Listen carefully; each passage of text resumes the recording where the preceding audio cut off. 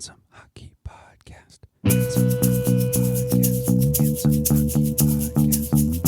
Hockey Podcast. Handsome Hockey Podcast. Handsome Hockey Podcast. Handsome Hockey Podcast. Handsome Hockey Podcast. Handsome Hockey Podcast.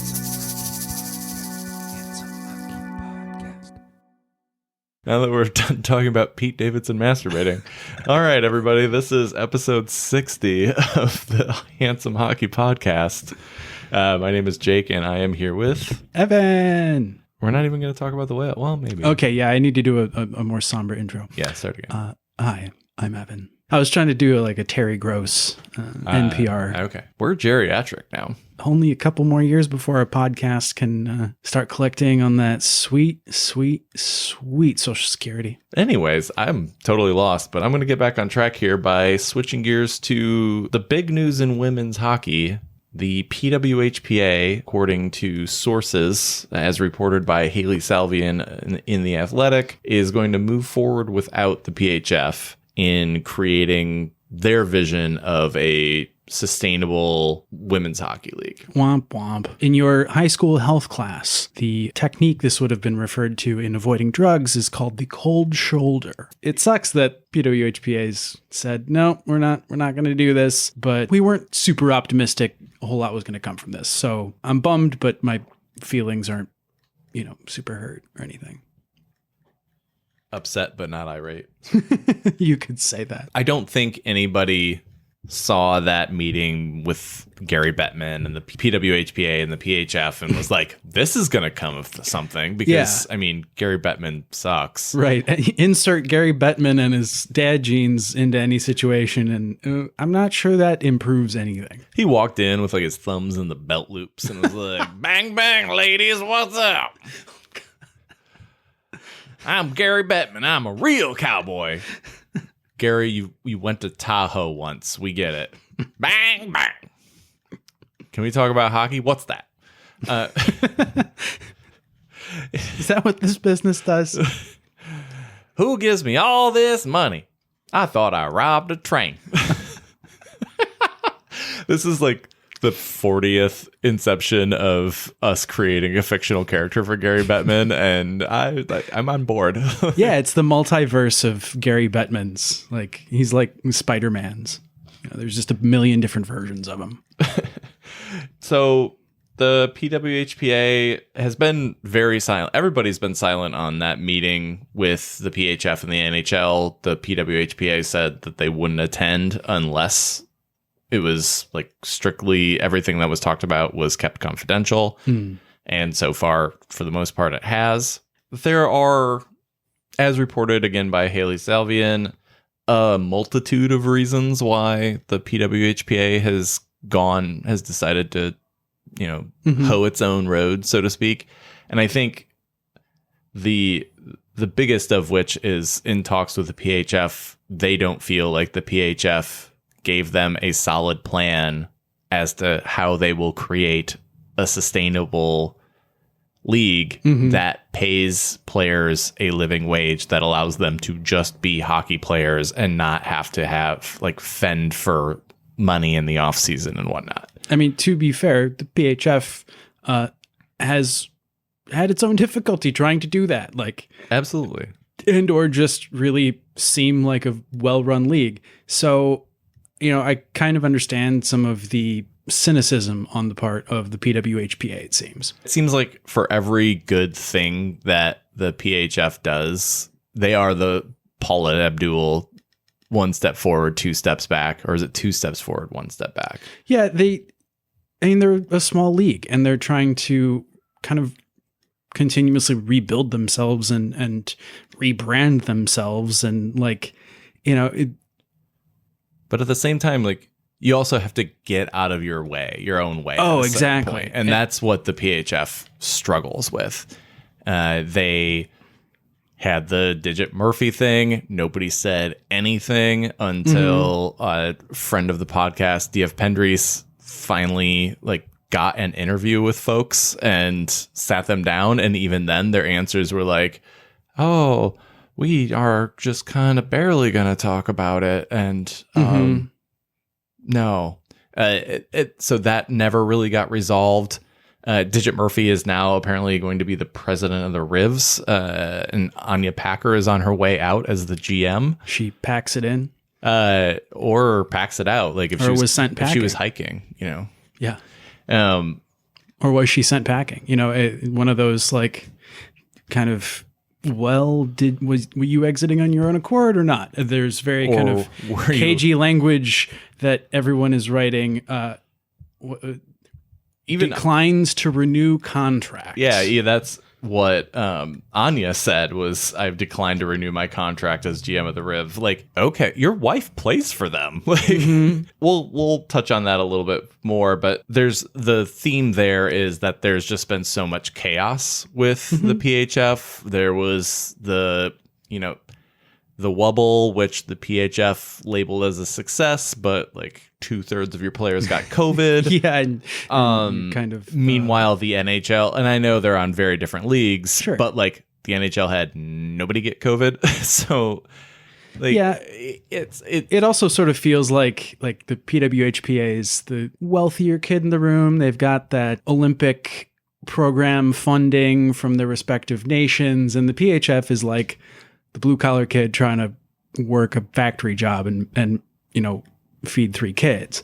Like, it's hard to fault the PHF for some of the missteps and mistakes and stuff absolutely. they've made, because they're figuring it out on the fly. Whereas the PWHPA, it seems like, has a little bit more privilege and like funding and training, and they just have the bigger names too. yeah, Like, and I mean, these are things that they have to cross if it's ever going to be one league. And nobody ever thought this was going to be an easy lift for anybody. But yeah, the PWHPA's concerns are legitimate. I mean, their players enjoy a standard of living that, as professional athletes, that the PHF players don't really. So yeah, to rectify these 2 leagues was always going to be a difficult thing to do. So there were other concerns as well. One of the biggest ones being, and we didn't touch on this. I read all the articles about it like 3 weeks ago, but then never remembered to bring it up. So John Boynton, who is part of the ownership group that owns the Riv and the Pride, and recently sold the Toronto Six, and is also the chairman of the board, which I believe is a Carrot Top movie. But he's also the chairman of the PHF board, is also one of the co-founders and a chairman of Yandex, which is like this Russian, like ultra massive conglomerate of digital media. yeah, I heard of them and I was like, oh yeah, I've heard that name before. Did not know it was Russian. The NHL recently cut ties with them. They had just signed a contract to extend their cooperation or whatever, their partnership. And when the Ukraine was invaded by Russia and everybody started saying, fuck you, Russian businesses, we're going to not do this.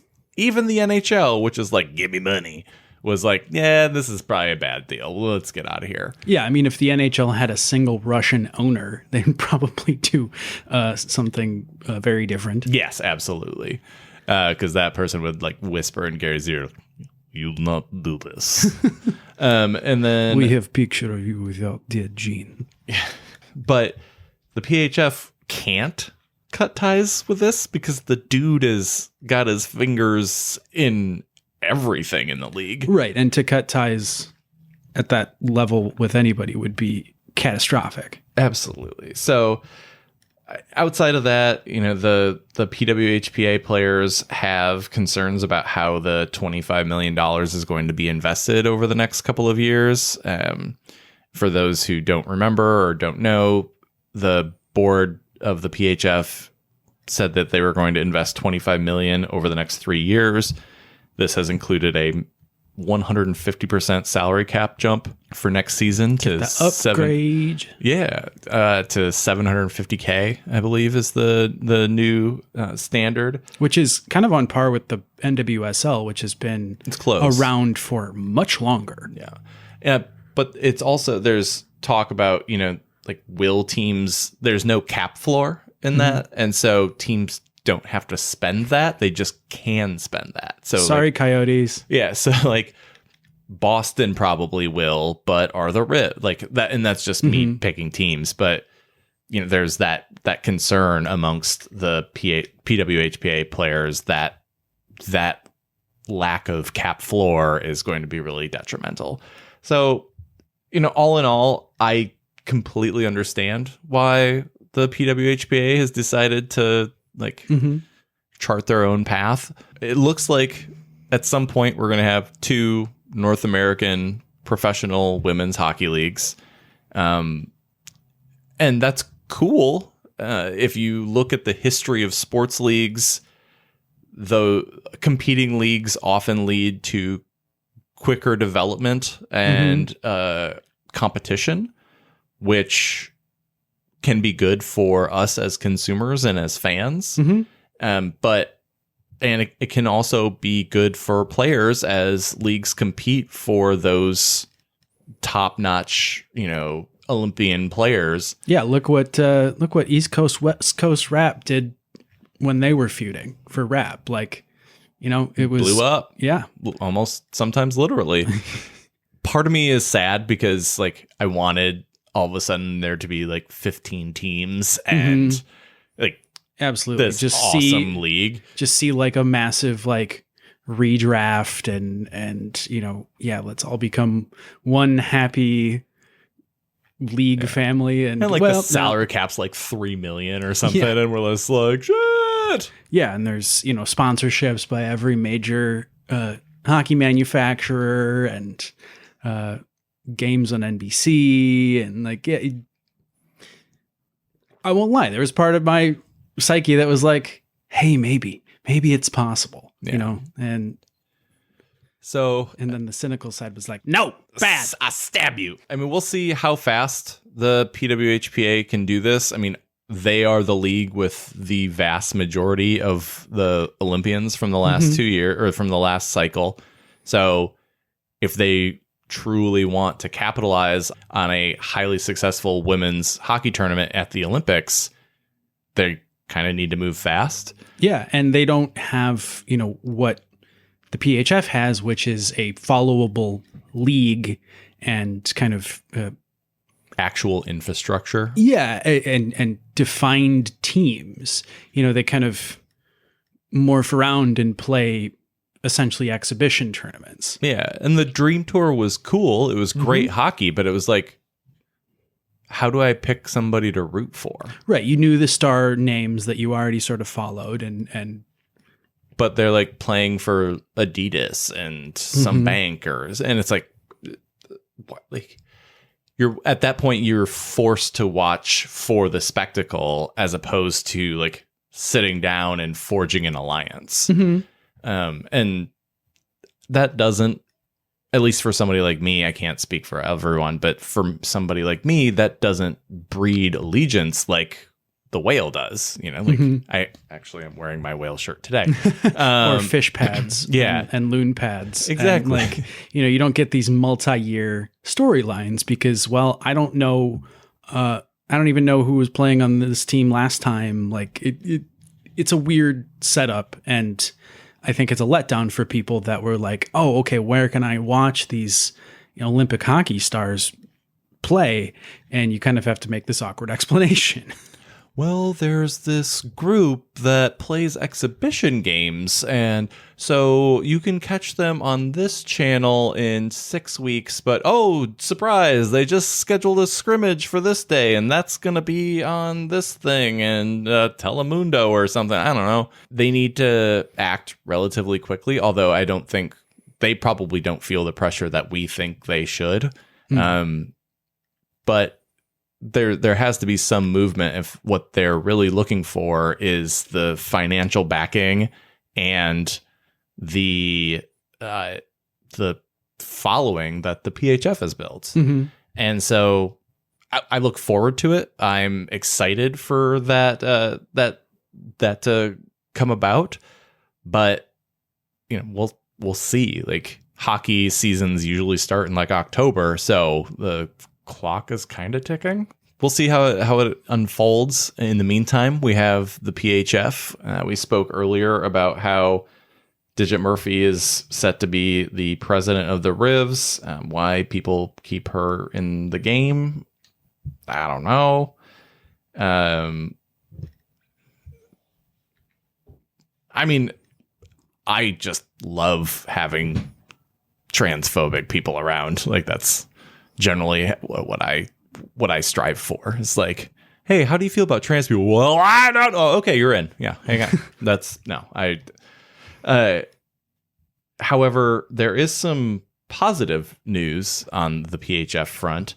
Nicole Corriero has been named the head or the executive president of the Players Association of the PHF.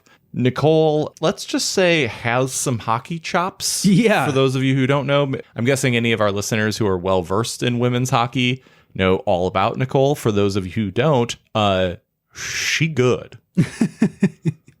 Yeah, suffice to say, she's only a few years removed, I think, from being a 3-time All-American at Harvard, where she scored 59 goals in 36 games played. That's a couple. That's very good. Yeah, that's a couple. She was nominated for an ESPY. Yeah, for being awesome. Pretty sweet deal. You know who hasn't been nominated for an ESPY? Us. Actually. Yeah. Yeah, that got dark. She's a lawyer, and specifically in the fields of injuries and sports and negligence. Probably comes in handy in hockey. And will also come in handy when advocating for the players of the PHF. Mm-hmm. So this, on the surface, seems like an absolute massive victory for the PHF. Whether this is a full-time gig or whether this is a part-time gig and Corriero is going to continue practicing law, that hasn't really seemed to come out yet. But this is an absolute home run, I think. Obviously, she could be terrible. Who knows? Like, we don't know anything. But she seems very highly qualified. On paper, this is a massive hire and a big victory for the women of the PHF. So hopefully that leadership assuages some of the fears that the PWHPA had, that this $25 million investment is not going to be spent towards infrastructure and paying players, but more elsewhere. So hopefully the people that were doing any negligence were like, oh shit, she's an anti-negligence lawyer. I better stop doing the negligence. And the injuring. And all that injuring. Evgeni Malkin. Oh, wait, we'll get to that later. Speaking of getting to men's hockey. Things are falling apart. Yeah, that's the theme. So Keith Yandle is no more. He has faded away. He was healthy scratched to end his league-leaning Ironman streak. So his streak ends at 989 games, which I think isn't 989 a video game studio? Like 989. Yeah, I think they did like Siphon Filter back in the... so 989 games. So like maybe it's all just deep marketing for that company. Some say that he was scratched for being sick. Others would say he was simply scratched for being not good. And, in something like 20 so games, Phil Kessel will be your current Ironman streak holder, and all will return to being right with the world. Long live Phil Kessel. Some even take issue with the fact that he only played half a shift the other night to go witness the birth of his first child. And no, that's just one of the things that makes these streaks super interesting. Like Keith Yandle could have been scratched for just being bad at any given time. And at one point his teammates roused to his defense because Joel Quenneville might have had the gall to scratch a otherwise pretty ineffective player. I'm just going to say Siphon Filter was a really good pull on my part. I was a PS1 game. So 989 ceased operations in 2005. So if they're advertising, this is real subversive. Go buy NFL Extreme 2. Yeah. In Twisted Metal 4. The back storage closet of a GameStop. They're like, somebody wants this shit. What should I charge them? Oh, dude, that's vintage now. Charge them $50. And we're like, yeah, I'll buy it. Twisted Metal 4. You can't play this on anything, right? Don't care. So Ryan Getzlaf will tell his last joke and get his last laugh at the end of this season. He's deciding to retire, and he'll retire as one of 13 players in NHL history to win both a Stanley Cup and 2 Olympic gold medals. He's still got some tread left in his tires. He's been injury hampered the last couple of seasons, but he's fairly effective. Yeah, for his age, yeah, absolutely. He's going to be one of the great all-time bald heads in the league. When I think of bald heads, you think of his big old dome. Back when you could respectively like tear your helmet off, like his was always seemed to be off. And it was actually, he was still wearing the helmet, but like you just thought it was his head. He actually has his bald head, like decaled over the top of a helmet. Smart. Hall Yeah, of Fame. classic is here, isn't he? I think he is. I think he's in. He's got a cup. So too. He's got gold medals. And I think crucially, he only played for one team. Yeah. Like full like company man romanticism. And what do we love? What in America's old white men with allegiance to a company. Yeah, we need to stop that. I think Getzlaf's pretty safely in the Hall of Fame. He might not be first ballot. Yeah, he might sit a year or two. But I think he'll definitely absolutely make it in. I mean, he was on Team Canada approximately 87 times. To me, all-time great meme is just his scowling face, and it's Ryan tells joke, Ryan gets laugh. And I'd say hats off to Ryan, but it's sunny out, so don't take your hat off. I mean, it's sunny, but also hailing. Yeah. So definitely don't take your hat off. Good old April weather in Portland. Yeah. We got 3 inches of snow on Monday, and it was gone by 5 in the afternoon. Yeah. Speaking of gone, Marian Hossa. Arizona Coyotes legend, Marian Hossa.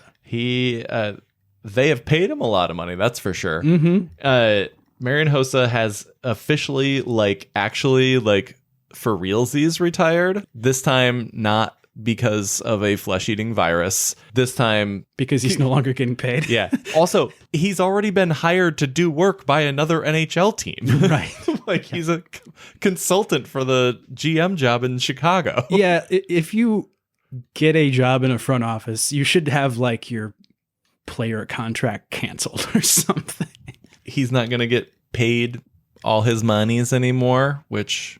Well, his contract was over, but he did conveniently wait until he was done getting paid $1 million a year to do nothing for a really convenient $5.5 million cap hit that made him valuable to the struggling Coyotes trying to get to the cap floor. Yeah, what this really says is they're going to have to work to get to the cap floor next year. I know. And I mean... them in Ottawa, just every year. So... cool, I guess. Yeah, sayonara to Marian Hossa. I mean, he was already retired, so there's not so much of a story there, but he looks like he's going to get his name in the rafters in Chicago. He was one of the quintessential two-way forwards of the 2000s and 2010s, was one of the classic guys looking for a cup and... found one. Well, narrowly missed twice first. Yeah. Yeah, on the losing side twice, and then found one with the Blackhawks in 2010? Mm-hmm. Oh, 2010, that's right. Something else happened. Yeah, that year that they're just trying to forget. Yeah, well, they got me because I totally forgot that they harbored a sexual criminal on their team. Yeah, and they're totally trying to year and totally trying to move on by rehiring him and everyone else that was on that team for various media jobs. We're not talking about 2010. Here's 2010 All-Star, Marian Hossa. 2010 All-Star, Patrick Sharp. Yep. Here's a picture of them winning the cup on the parade in 2010 that we're forgetting about. Also gone, Drew Doughty. Sadly, done for the season. Was having a great season, relatively resurgent year.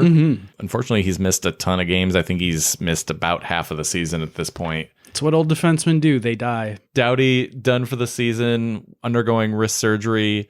It really kind of sucks because the Kings are not guaranteed to be in, but are pretty close to being into the playoffs at this point. Yeah. And it would be it'd be a bummer if the Kings fell out of the playoffs, for one, because they've had a massively resurgent year. They have young guys that look really promising and fun. And I'd love to see them in the playoffs, but at the same time, it would be kind of a bummer for Drew Doughty to not be one of the guys who can play. So, no, you guys go have fun. Go have fun at your party. He'll be on the Claude Giroux, like 2 wrists and casts playing beer pong level. Please be, yes. He looks like a beer pong kind of guy. He'll probably be playing beer pong at the games. Yeah. Up in a box. That's got to be legal, right? If it's Drew Doughty, he's just like, get the cups, play it. He doesn't even have to say, he just makes a hand movement. Yeah, what's a better video? Drew Doughty playing beer pong at a Kings game up in a suite, or Kodak Black definitely not having sex with a woman in a suite at a Panthers high school game. level simulated sex with a woman. Yeah. Dance floor simulated sex. I think I'd rather watch Drew Doughty play beer pong. I mean, I'm just glad that the Kodak Black thing happened. But yeah, I also probably would enjoy watching like long form, like him, because the chirps have got to be part of it. Drew Doughty, one of the all-time chirp artists of the NHL. I would love to play against Drew Doughty and just get slaughtered and chirped. That'd be great. Also, done and gone, Buffalo. So sorry. Once more, eliminated, along with many other teams at this point, but also eliminated from the playoffs for an NHL record 11th time in a row. Setting an NHL record for futility, and also maybe exporting Jack Eichel and making Vegas miss the playoffs. Like, they might be taking down 2 teams this year. What's amazing to me also is that Buffalo sucked shit at the beginning of the year, but they're being eliminated actually kind of on the late side, because they've had a bit of a resurgence in the late part of the year. Yeah, they seem to be playing for each other a lot. I've watched a couple of their games lately. There's a lot of grit to that team. I'm obviously not the most talented team. There are talented players there. Tage Thompson has been outstanding this year. Yeah, he's been so good. He's Tajay Thompson. Like, the Ryan O'Reilly trade doesn't all of a sudden seem super lopsided. Yeah, at least right now. Yeah, we'll see if Thompson can carry that forward, but he was a very high draft pick, very good prospect, and this year really kind of came into his own. They're closing in on the Red Wings on playoff spots, and I'm all for them leapfrogging the Red Wings. You mean draft spot? Yeah, that thing, the draft, the thing that we get screwed at. The thing that you promise yourselves will get you into the playoffs? It's so hard to see you go, except it's not, because we've seen it a lot lately. Yeah, our hearts go out to our Buffalo fan friends. I think they know that their team is at least on the upswing, but they are also eternal optimists. It would be nice to see someone else take over this team besides the Pagulas, because I don't think they're doing a very good job, but I don't know. There are probably worse owners. The last time Buffalo made the playoffs, Michael Bunting was 74 years old. Future Calder winner Michael Bunting. The last time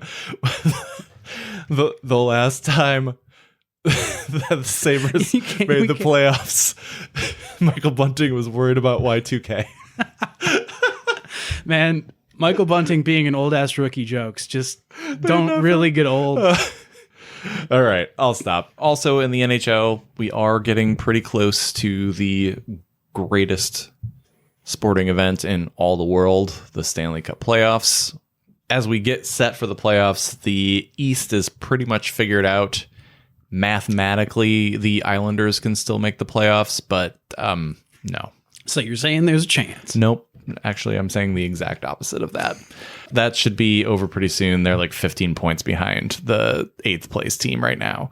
The West, on the other hand, does have some folks on the outside looking in with actual aspirations for getting in. Most notably, Vegas is 1 point out of the playoffs right now. They've been pretty good as of late. They also have started getting guys back. Mark Stone and Max Pacioretty just came off of IR, so they have 2 of their more skilled guys who they pretended has an injury to cover the cap cost. I don't know. I think it's Nicholas Hague. He's about to rule on the war crimes against Russia, so he had to step away for a while. Got recalled. Vegas is charging hard. Technically, Vancouver and Winnipeg are both still eligible for the playoffs, but they kind of like the Islanders over on the East, it's eligible in math only, but not in reality. Math isn't real. So obviously we'll have a playoff preview thing coming up when the time comes. But for now, just enjoy the end of the rest of the regular season. I know I've got like 7 or 8 Red Wings games left, and then I have to watch other people's hockey. Right. And Meaningful hockey. Ew, What- Panthers. Ew.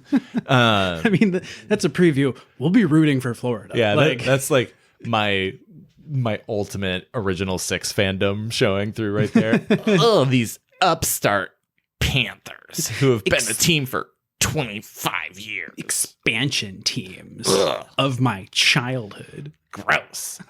Bring back the Impact Kitty. Anyways, tangentially related to, well, we're going to get this related to the NHL. Ohio State won their first Division I NCAA women's ice hockey championship. I know that pains you to say as a proud Michigan man. I blacked out. What happened? Denver, also pains me to say, Denver won the 2022 NCAA men's hockey championship, beating my beloved Wolverines and their 7 first-round draft picks in the semifinals. And then beating Minnesota State. And their Hobie Baker winning goalie, who didn't win the Goalie of the Year award, but won the Hobie Baker. We got to talk about this for a second because it's so funny. Okay, so there's the best player in college hockey and then the best goalie in college hockey.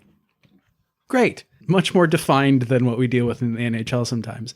And then they gave the best goalie to the best goalie. And then they gave the best player to another goalie. Another goalie. Not even the best goalie. And he was good. Dryden McKay's excellent. He's one of the best goaltenders in men's college hockey history. He's got several records, including, I think, like most shutouts in men's college hockey history. Yeah, he's such concentrated hockey history. His first name is literally named for Ken Dryden. Yes. Hall of Fame goaltender. You cannot make this shit up. And he will at some point be playing in the NHL, I would assume. The way that this is kind of tangentially related to the NHL is a lot of people been jumping ship and going to the NHL from college hockey. Now that the Frozen Four is over, it's like the beer ran out of the keg party. And they're all like filtering out. That frat is closed down. Yeah. You don't have to go home, but you can't stay in the NCAA Frozen Four. You don't have to go home, but you can go make millions of dollars now. Yeah, right. About that. Yeah, from Michigan alone, Owen Power, Matty Beniers, Thomas Bordelot, Brendan Brisson, and Kent Johnson have all gone pro. More like Flow and Power. Flow and Power. Surprisingly, but not surprisingly, Luke Hughes has decided it's not official yet, but Luke Hughes is supposedly staying in college for another year. And that is with the blessing of the Devils, I guess. Denver lost Bobby Brink, their premier forward. He went pro. Jake Sanderson signed with Ottawa. Matthew Nyes is deciding whether or not to sign with Toronto. And as of right now, it seems like there's a lean towards staying in college. Which is making Toronto fans collectively shit their pants in anger. I mean, like, I'm enjoying it just because I love anything that makes the Toronto hockey fandom go ree. So you love, like, breathing. Yeah, like, I love Phil Kessel. I love hot dogs. I love that Austin Matthews is American. Yeah. Of course, Toronto fans freaking out. How could he not want to come to Toronto and play for the Maple Leafs? Right there. That's why. Also, he's 19 and plays college hockey at the University of Minnesota. Yeah. I'm guessing that's a good life. Also from Minnesota, Ben Myers, who was like the new most sought after college free agent guy, signed with the Avs. The rich get richer there. Wild fans are salty, like 'Cause he Carthaginian salty. Because he was drafted by them. No, they're salty because he's from Minnesota. He's from like 70 miles away from Minneapolis, played college hockey at the University of Minnesota, about 4 miles away from where the Wild play. And he went to their divisional rivals. Yeah, but also you can like blindfold yourself and throw a softball in any given direction and like hit a NCAA or NHL hockey player in the Minnesota Minneapolis St. Paul area. Like it. Yeah. Or Charlie Conway. Right. They're a dime a dozen there almost. Yeah. So it was just kind of fun watching Wild fans do their best Toronto fan impersonation on the internet. How could he do this? We were promised you. We've been watching you so long. But yeah, no, he's going Colorado. Sorry, bud. Just like Jack McBain forced himself out of Minnesota because he didn't like the depth chart in Minnesota. Or maybe the fact that he knew he wasn't going to get paid for 4 years because the Wild have no money. Your cap space is dead. And finally, speaking about free agents, you don't hear about transfers all that often in college hockey, but Jesse Compher, who is probably the best hockey player in her family, is transferring to Wisconsin from after 4 years at Boston University, also winning an Olympic silver medal. She's going to transfer to Wisconsin, suit up over there and kick some butt, probably better there than Ohio State. I will concur. We call this segment Quick Hits, and it's very aptly named this week because, well, Geno Malkin exists. And, you know, Pittsburgh fans always love to say, well, Geno gets hit harder than anybody in the NHL. And it's like, because he's a prick. And everybody hates him. Even Sidney Crosby's like, yeah, you guys can do this. Well, Sidney Crosby's a quick hitter this week too, but we'll get to that. Yeah, it was a kind of a little down-home brawl there in Pittsburgh. This is the only thing I want to say about Sidney Crosby. Sidney Crosby did the exact same thing that Dylan Larkin did in game 1 of the season. Dylan Larkin got suspended. Sidney Crosby probably got his balls cupped by George Peros.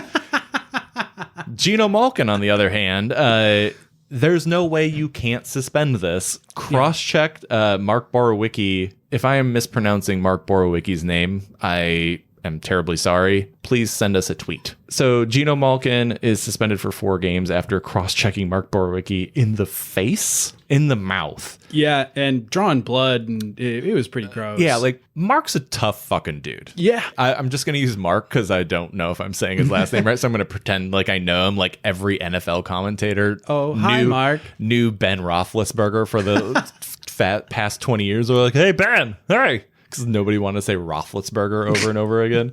So Mark, he's a tough dude. You look at him, you're like, that guy fights in the NHL. Like he's a tough customer. And to see him go down, you know Malkin got him good. Like, yeah, I mean, and solid just cross-check to the mouth. Right to the mouth. And you watch it and you're like, oh, that hurt. Yeah, that sucks. Did not look like fun times. And most notably, the Penguins have been faltering as of late. Yeah, it comes at a very bad time. And so the final, 9-8 games of the season are going to be half without Geno Malkin. Watch like Jeff Carter score like 7 goals the next 8 games or something. But the Penguins are in the playoffs. So they don't have to worry about that. They're mostly worried about seeding at this point. But without your 2C and one of the best players in the NHL, you're kind of up the creek a little bit here. So they are used to kind of being without him. Very true. The last couple of years. But yeah, Evan Rodriguez's power can only last so long. Also, I'm sorry, but this is a little shocking to me that this happened. Not Geno Malkin cross-checking somebody in the face. He's a prick. We all know it. No, what is shocking is Chris Krieder scored 50 goals this season. Chris Krieder, one of the original Frozen 4 late season ad. Yeah, he's had an amazing season. This is the player that he was always sort of supposed to be, and it's taken him a little while to get there, but I don't know if he was ever. I think people were like, oh, if he could be a 30-goal guy. Yeah. 50 goals is a lot of goals. It's so many goals that in the 95 years of history of the New York Rangers, only 3 other dudes have done it. And one of them's Jaromir Jagr. So this is shocking. And this isn't us or me, I guess, poo-pooing Chris Krieder at all. He's a great hockey player. But if you told me Chris Krieder was a 50 goal scorer, I would have been like, well, let's hedge our bets a little bit. Yeah, if you would say narrowly behind Austin Matthews for the goal lead is going to be Chris Krieder, like, whoa. It's an incredible season for a very good hockey player, and nobody's going to catch Matthews. He's at 58 at this point, or as of me writing last night, and I don't think they played today, so if they play today, he's at like 63. But he actually scored while they weren't playing.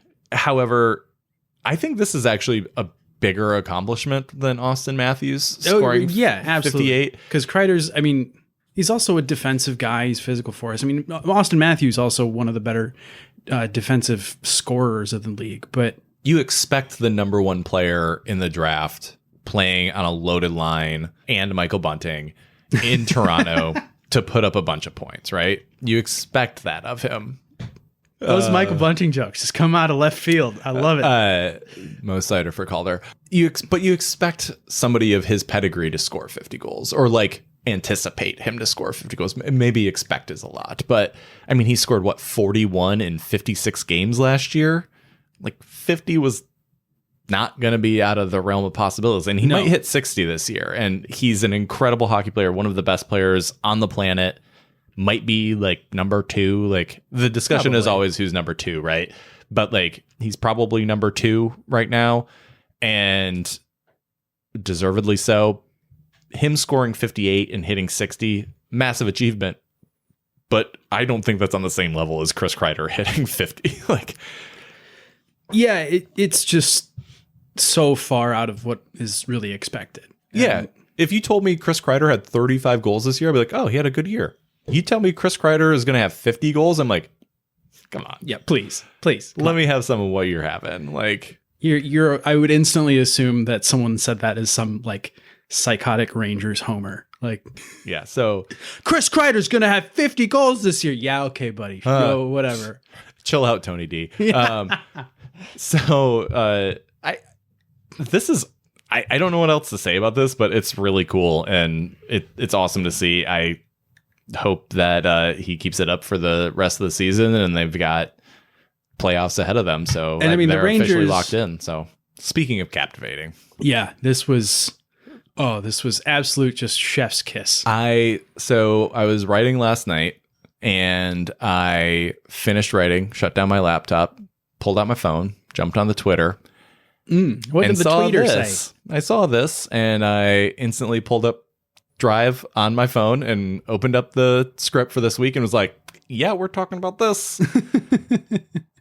Hero of the people, Ryan Hartman, who himself has had an incredible year in Minnesota. Year. Yeah. One of the standout kind of breakout players of the whole campaign. Hands down. Had 2 goals against Edmonton only last night, and also fought Evander Kane and gave him the finger. Evander got fingered. For the second time caught on camera in his career. But yeah, Hartman is seen yelling a couple fuck yous on camera and then just gives him the finger. And what's hilarious is the ref is like, oh, you can't do that. Like goes out to reach his hand and like pull it back in. And Hartman's like, no, gives it one final whack. Yeah. And it's like, no. It was like a fucking parent. It was like, oh, you cannot do that on TV. Yeah. This is 8-year-old soccer. You can't do that. It was one of the most adorable things I think I've ever seen a hockey referee do. Yeah, it was like, oh, well, that's $5,000. All right. Right. Well, actually, because of various, stipulations and the whole spin the wheel o' justice, he was fined $4,250. Yeah, $4,250, or otherwise like what our parents bought their houses for. Well, sorry, friends, you're going to cry now because of that. Also, making this even better. This is just like frosting on an already tasty cake. Like, think of the best cake you've ever had. And then put even better cake on top of it. Like, Evander Kane's ex-wife or estranged wife. I'm not sure if they're officially divorced yet. It's real weird. It's over. It's romantically no longer involved. Legally, it's confusing. Yeah, Anna Kane sent Ryan Hartman $200 via Venmo For flicking off her husband. for flicking off and fighting her husband, legal husband. And this, I think, I might be getting ahead of myself, but I think this is the earth restoring balance to the world, like giving us this gem of like beautiful, like, I want Ryan Hartman and Anna Kane to start dating and give us. What if he's the stepdad? Yeah. What if Ryan Hartman becomes the Pete Davidson of the NHL and Evander Kane is just like tweeting angry things from the bench? Well, he can only take so many pictures of him with stacks of dollars because he doesn't have any anymore. Yeah, and you know who has dollars is Ryan Hartman, because people donated enough money to cover his fine and then some. And so he will no longer have to sell his 1996 Geo Metro to pay his fine. He's gonna have extra money, which he has pledged to donate to charity. yes, which is a very cool thing to do, And even doubly cool to Evander Kane, because Evander Kane's like, yo, can I have some of that? yeah. There will be at no point where Evander Kane gets a bunch of money sent to him on Venmo for something he did. People will be like, no, you still owe me money. Yeah, he only gets Venmo charges. You send Venmo to him, but it like gets redirected into his creditors. You try to Venmo Evander Kane and it bounces. All right, folks, that's it for us today. If you want to Venmo us, we could tell you, but we don't have one yet. OnlyFans, on the other hand. We got our bush on the internet. So yeah, speaking of finding people on the internet in various places, you can find us at handsomehockey.com, at Handsome Hockey Podcast on Instagram, at Handsome Hockey on Twitter, or handsomehockeypod@gmail.com. Also on Facebook at Handsome Hockey Facebook page. Thank you, as always, folks, for listening to us ramble on hockey. I saw a meme recently, and it was like the top 7 things that women want men to do while engaging in sex. And number 4 was start a podcast, because it's totally original and nobody's got one. And that's true. No, I don't know anybody who's got multiple. I know several people with podcasts, but ours is cool. So and we fight them every time we see them in the streets, like sharks in the jets, with swords instead of knives. Actually, I have multiple swords. I don't. I wish I had a sword. You really strike me as like a Japanese samurai sword. Could you imagine collector. if like somebody came into your house and was like, "Give me all your money," and you were like, I got swords, and you just like unsheathed it, and then they just shot you like Indiana Jones? Yeah, no, that's not how it works. And just give me this fantasy for like 4 seconds. All right, well, fuck this. Stay handsome, everybody. Restez beau, tout le monde.